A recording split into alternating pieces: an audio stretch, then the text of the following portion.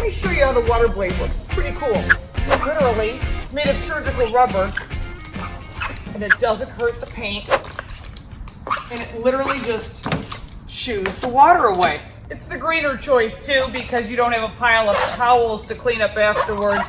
Now I am working on a small car, but if you've got a large SUV, you can use the water blade or you can use a squeegee. You'll probably need a step stool because you do want to get the water off the top of the car before you put a good coat of wax on it. The thing with the chamois, which I'm not the biggest fan of, is it smears the water around. It doesn't actually remove it.